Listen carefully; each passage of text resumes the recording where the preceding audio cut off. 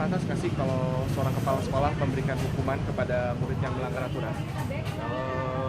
Kalau dari pandangan saya sih wajar-wajar aja kan, asalkan emang wajar kayak tawuran gitu. Kalau ada tawuran sama sekolah, kepala sekolah emang harus ditindak karena biasanya kan tawuran udah ngacauin sekolah ke sekolah lain gitu kan. Tapi kalau terus apalagi kalau hukumannya udah masuknya ke nafza gitu, udah terlalu, pasti kepala sekolah mesti tindakan lah. Memang wajar ya? Wajar lah.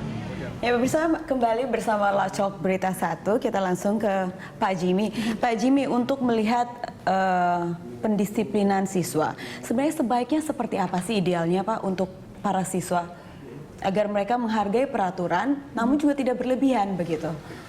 Saya pikir kalau kita mau pakai disiplin kan itu berarti ada aturan yang dipaksakan ya, untuk diikuti. Kalau tidak akan ada sanksi. Disiplin selalu hubungannya dengan sanksi.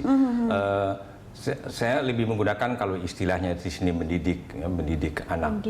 Dalam mendidik saya pikir kalau mau ada aturan, ya tentu saja harus ada aturan.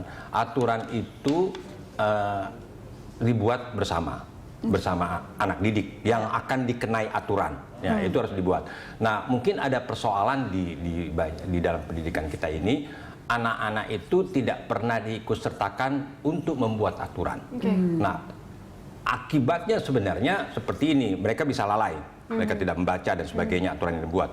Tapi kalau mereka selalu membuat aturannya bersama, mengajak untuk membuat, mereka tahu bahwa ada itu tanggung jawab tanggung jawabnya itu, ya? Yang dia buat, sanksi yang dibuat oleh mereka.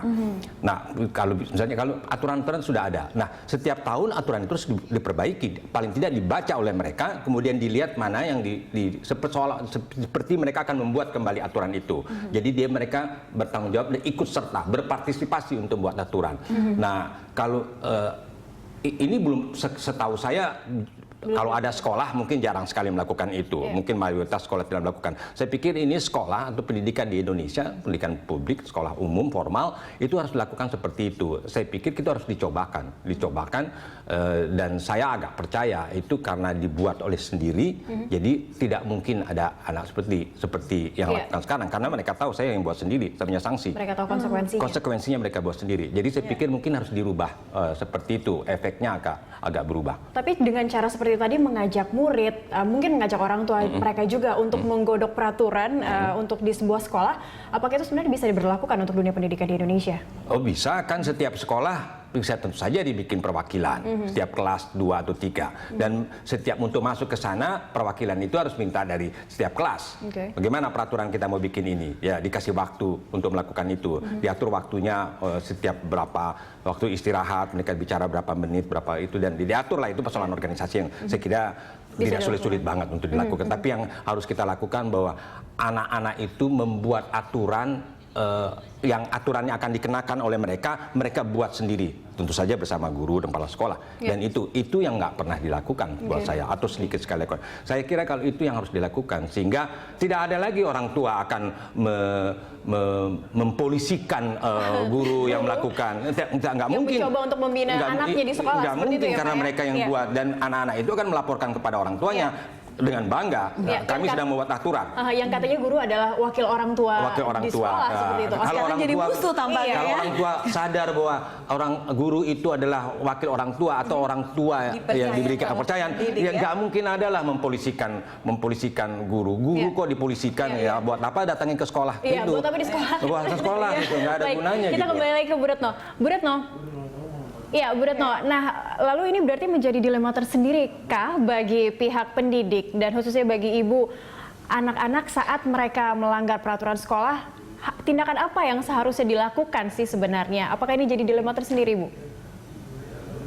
Ya, kalau saya rasa setiap sekolah akan beda persoalannya ya. Begitupun SMA 3 ini tentu berbeda juga dengan sekolah lain. Kalau kami memang ingin menciptakan sekolah aman dan nyaman untuk anak didik, dan kami para pendidik di sini beberapa juga banyak juga yang ingin perubahan, di mana kami ingin juga memutus mata rantai kekerasan di sekolah demi terciptanya sekolah aman dan nyaman untuk anak didik.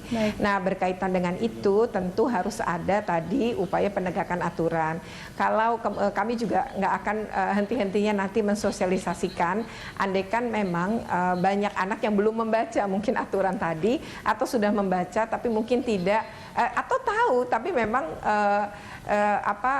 ada masa di mana beberapa waktu yang lalu ternyata penegakan aturan di sini agak lemah di SMA ini. Kemudian sekarang kita ingin berubah, jadi ingin ada perubahan sekolah ini. Kemudian kami mencoba kembali menegakkan aturan aturan sekolah. Dengan demikian, semoga ini bisa menjadi pembinaan sekaligus menciptakan sekolah yang aman dan nyaman, juga perilaku yang tadi membangun perilaku yang anti kekerasan. Ya. Itu yang sebenarnya ingin kami lakukan, dan kami juga berharap bahwa kenapa saat ini kita ikuti saja dan kita ikuti dan kita buktikan bahwa pendidik itu bisa menegakkan aturan di sekolahnya dan seharusnya tidak perlu dipidana seperti ini, dan ini mudah-mudahan berhenti ya, tidak jadi presiden buruk. Bu Retno, apakah sudah ada mediasi dengan pihak keluarga yang melaporkan, Bu Retno? Kalau misalnya mediasi kemarin penyelidik juga bilang sama saya gitu saat pemeriksaan bahwa dia bilang ini bisa akan dihentikan gitu ya, ada indikasi akan dihentikan, dan untuk itu meminta kepada pihak sekolah untuk mau memediasi. Tapi mediasi yang diminta adalah mediasi antara pelaku, siswa pelaku, orang tua ya, dan siswa yang menjadi pelaku ini dengan pihak korban, gitu. Jadi ini adalah upaya damai agar laporan korban ke Polres Jakarta Selatan itu bisa dicabut. Itu yang polisi penyelidik kemarin mengatakan. Jadi apakah ibu dan sekolah bersedia menjadi mediator gitu ya? Saya bilang anak-anak ini adalah anak-anak kami juga ingin anak-anak ini terlindungi gitu ya dari kasus-kasus hukum semacam ini, dan untuk itulah cukup sekolah aja lah yang memberi sanksi, jangan pihak lain ya, dan mudah-mudahan ini memberi efek jera gitu loh. Jadi semua kami ingin melindungi anak-anak ini kok, karena anak-anak ini juga anak-anak kami. Ya, Bu Retno, terakhir terkait sanksi, kira-kira kapok nggak sih Bu memberi sanksi pada mahasiswa? Saya sih merasa tidak takut ya memberi sanksi sepanjang itu sesuai aturan, nggak ada masalah. Ya. Baik, luar biasa. Terima kasih Bu Retno telah bergabung bersama kami di Lunch Talk Jurnal Siang.